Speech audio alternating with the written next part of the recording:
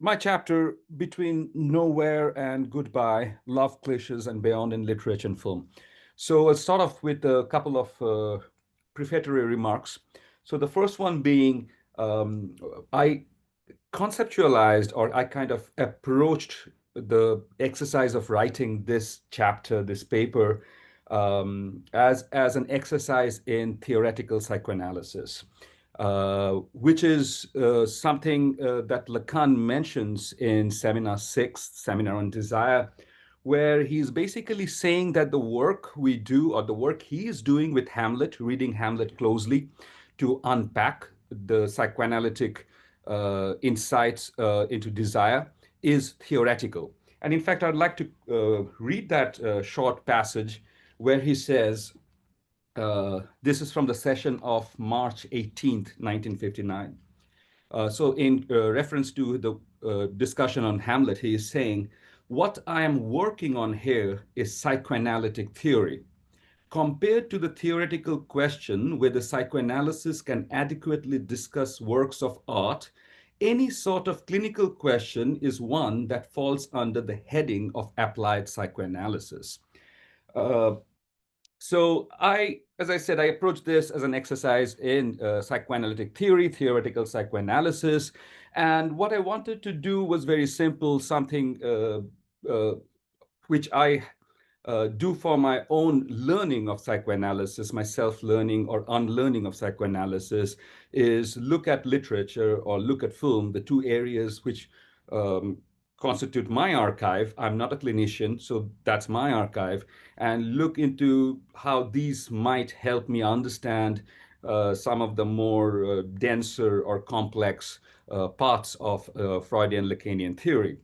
Uh, the second prefatory remark is that this approach of looking into literature or film or popular culture um, as an archive to help understand, help illuminate, help expand psychoanalytic theory is not new. Darian Leader, in his 2008 book, The New Black, talks about how he has been working on mourning and melancholia. And he went into a bookstore and he was in the nonfiction section looking for books that might help him explore uh, mourning and melancholia, but he couldn't find any. And then he stepped to the next aisle, the next section of the bookstore on fiction, where they had writings or works from young contemporary writers from all across the world alongside the great masterpieces. And he said, I'm gobsmacked to find each and every book talking about loss, each and every book talking about longing. And he said, this should be definitely a useful archive for me. So, taking my cue or from these two prefatory remarks, I'd like to say that what I do is very simple. Look at some of those quote unquote maxims of Lacan about love, some of which come across as very cryptic, and then see how literature might offer us some ideas to unpack or understand what Lacan is saying about love and its relation to loss.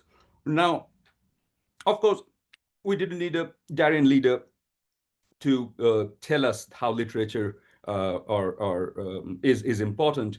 Freud himself had always said that whatever he's saying, the poets actually said it better. The poets actually said it first, and so I went back to the poets, broadly speaking, fiction writers, and my chapter starts off with um,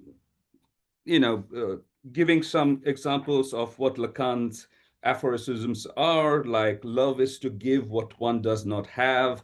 Love is a reality that manifests and reveals itself in the real. Or for that matter, I love you, but because inexplicably I love in you something more than you, hence I mutilate you. So I start off by looking at a number of pieces of literature from across the world, uh, after giving a few glosses on what I think Lacan means by each of these aphorisms. And the works I look at almost are kind of overshot by this sense of loss.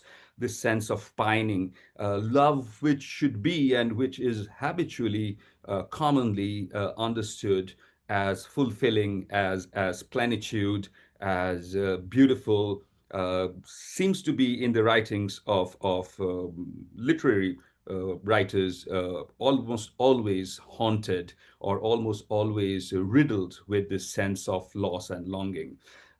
Going all the way back to medieval writers and phrases such as "my love for you has made me sick," to ancient Egyptian poetry, where love is always about, or some way the discussion or dialogue between the lover and the beloved is almost always arranged around certain natural gaps, like a river, and the lover is on the one side, the beloved is on the other. They cannot cross the river, they cannot bridge the river, and it's only if I would cross the river.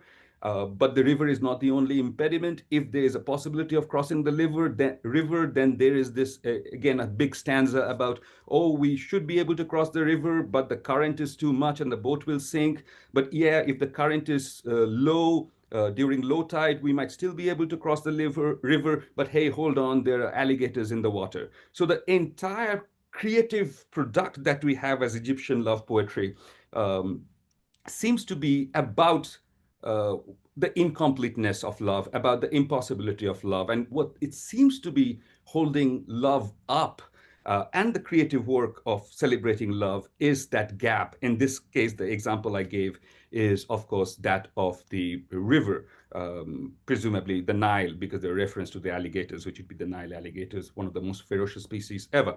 Uh, these were some of the things that literature always shows.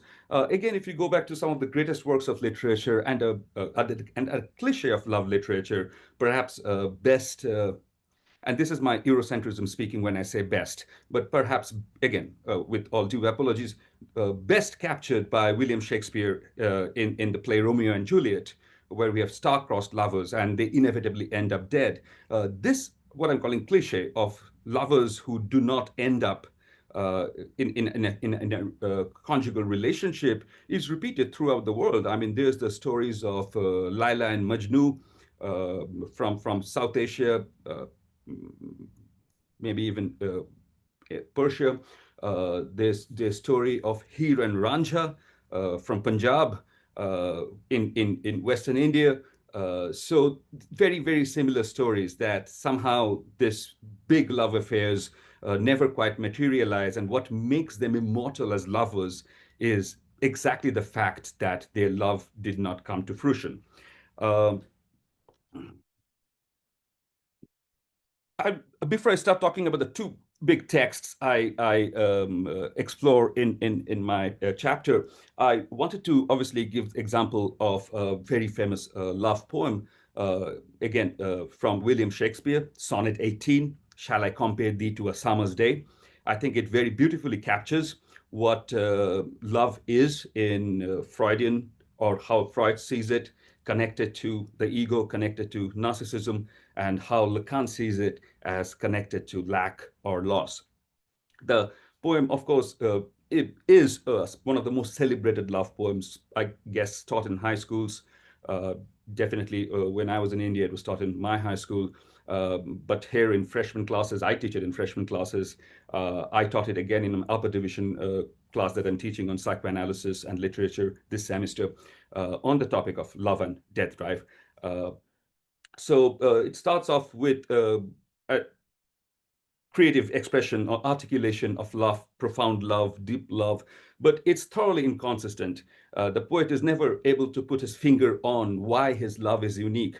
And I think I mentioned perhaps in the chapter as well, that I think a very interesting feature of love poetry is, while every single individual claims his or her love to be unique and singular, when we try to express our love, we end up repeating cliches, whether these be red roses and chocolates on Valentine's Day. And of course, we can make a case of how commodification and all those things have happened. But we end up basically repeating the same lines over and over again. There seems to be an impossibility of coming up with words that are unique to our singular experience or our singular wishes to express love. And of course, that is the inconsistency, that is the kind of dehiscence that makes us humans, speaking subjects. So Sonnet 18 is totally riddled with this, but it's also interesting to note that a Freudian analysis might make the argument, as I will wager, that this particular poem also shows how love is basically narcissistic. Not only does the poet begin with, "Shall I compare thee to a summer's day?" After, exhausting about 12 lines, it's a sonnet, so octet and sestet. The poem ends up with the poet saying, "As long as men can breathe and eyes can see, so long lives this, and this gives life to thee." And this, in context of the poem, is the poem itself. The poem is what makes the beloved as the lover's beloved immortal. So it comes a full circle from the I who starts the comparison. I, the lover, is actually the one who will actually make this love truly what it is, celebrated across the world. So in that sense, love is almost always narcissistic. It's seeking an affirmation from the other for the self. But of course, what the poet doesn't know is what's driving the poet in Sonnet 18 towards trying to fulfill a sense of self-sufficiency, which of course goes back to the point that I'm sure many of us kind of share as our part of our Lacanian orientation, that it's the lack that we are trying to fulfill, except we don't know. So coming back to the paper, what I'm doing here is looking at two texts. One, a great work of literature. Some might even say, and I definitely agree, world literature, Gift of the Magi by O. Henry. And then the second text, a film by Clint Eastwood, Million Dollar Baby.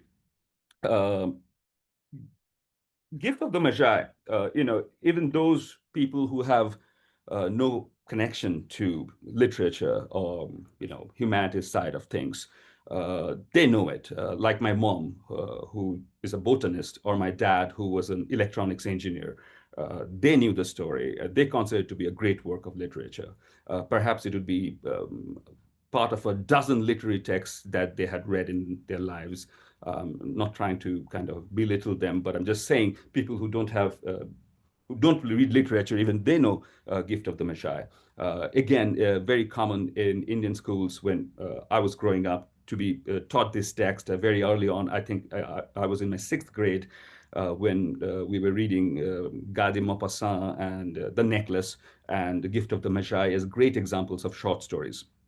So Gift of the Magi, I found to be an excellent text to talk about how love is encountering the lack in the other, how love is kind of trying to find that self-affirmation.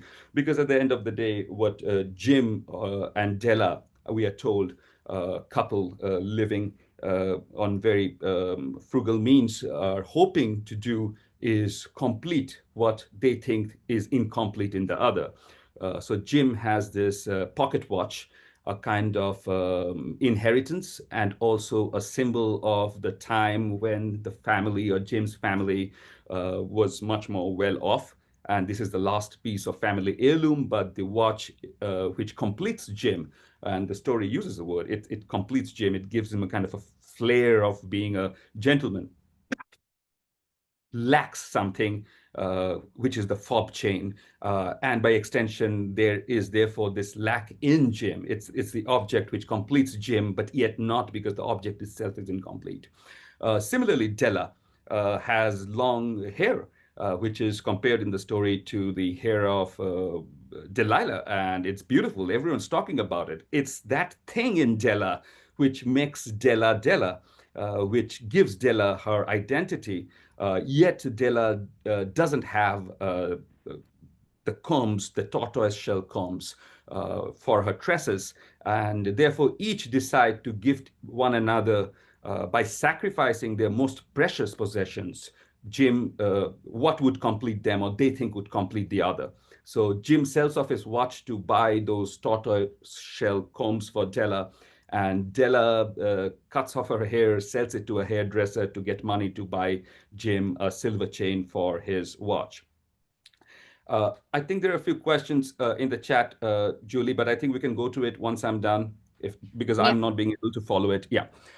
So what happens is they don't know what the other is doing uh, by selling this off, and then they meet home and they decide to exchange gifts, and then they realize that they are basically staring at each other's lack. They just don't have. Jim doesn't have the watch. Even though the chain is there, Della has bought it, and Della, while has received the combs from Jim, she doesn't have her long hair. Um, at this moment of the encounter, when each are staring at the lack, it's the lack, their own lack, which is being returned to them, as I argue, the story makes two very interesting turns, simply because, as my understanding of Lacanian psychoanalysis, or based on my understanding of Lacanian psychoanalysis, we cannot inhabit the real. We cannot live in our lack. It's imperative that we constantly override it, saturate, stitch it up with using the symbolic order. So the first interesting turn, as they are facing each or encountering the lack in each other, which is their own lack reflected back to them, Jim breaks this kind of this tension by saying something perhaps very trivial. He says, after he knows that Della has cut off her hair, and Della realizes that Jim has sold off his watch, Jim just says, well, let's go and eat the chops. It's as simple as that. Let's move on. What can be done? Uh, and then, as I make up a point in the paper, I think the author, and I'm not going to say, oh, Henry, but I'm going to say the author or the writer, also kind of in the very concluding paragraph, brings in this kind of philosophical uh, twist to the whole story, a kind of what might be called a Deus machina, something to resolve this tension, in order to say, oh, no, no, no, these are the two foolish children in the flat. By the way, I find it really interesting that the word flat is used instead of apartment. I'm used to saying flats, but just an aside. If anyone knows why, please let me know. Maybe Russ knows um, what's going on with flats or versus apartments. So there's the invocation of God. There's the invocation of the sacrifice as the most important thing, and it kind of get then cloaked into this kind of the spiritual, because otherwise it's very difficult for both Jim and Della to inhabit that situation. And if we kind of indulge in what David Damrosch calls interpretative reading or speculative reading. I have sometimes called it overreading. If we do that and think about, so really what's going to happen to them, they're going to wait out and overcome this situation. Maybe in another 10 years, Della will grow her hair and then she can use the combs. And maybe in 10 years, they will save up enough shillings to buy Jim another watch. But how will they live it out at that very moment of, where they are left with nothing? It's an impossibility, and that's why the story must move on. The story must kind of give that idea of love as sacrifice, love as something bigger than yourself, and basically create that fiction about love heals. When, as the presenter before me, Simeon, was making some points which I think connects with what I think about love, that it's fundamentally a very disturbing, disorientating experience. It's an experience that kind of saps us out of all the fictions of um, being that we construct about ourselves. Um, but it is at the same time uh, a kind of nothing that pivots something to emerge. It is precisely what I was saying before, that the greatest works of love poetry are about that nothingness, yet it's driven by that nothingness into existence. So if this was the first text that I looked at, the second text is Clint Eastwood's Million Dollar Baby. If anyone has not watched that film, I strongly recommend it. But then I'd end up recommending all of Clint Eastwood's films. I'm a big fan. So this is my second time writing something on Clint Eastwood. And there too, I explored the fact that what the other kind of offers to the in form of love is something to fill out the lack. And in this case, it's a boxing coach played by Eastwood himself, and Hilary Swank, who comes from, pretty much a rough, completely marginal area in the US, and she wants to train as a boxer. And what the love relationship here, unlike the love relationship in A Gift of the Magi, is that between the master and the disciple. So what the disciple offers to the master is the master's lost daughter, the daughter who has severed all connections, hence more kushle, my blood, my darling. And what the master is offering the beloved, of course, is the beloved's dream or wish to become a boxing champion. And in the end, of course, as we see, and this is again where I think Simeon made a point which connects very well, the ultimate test of love is in letting go. Hilary Swank, the boxing champion, succumbs to an injury. She's kind of in a vegetative state. She knows she cannot recover. She has a spinal cord injury. And it's on Clint Eastwood to go over one night and let her go, see her go.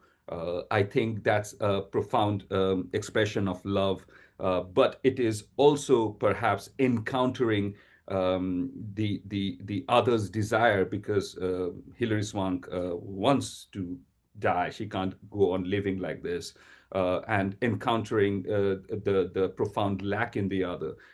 And given the impossibility, and given this traumatic encounter of with love, which is of letting go, of the final goodbye, the film also does something that I don't think I quite mentioned in my chapter, but it's came as a kind of a later thought.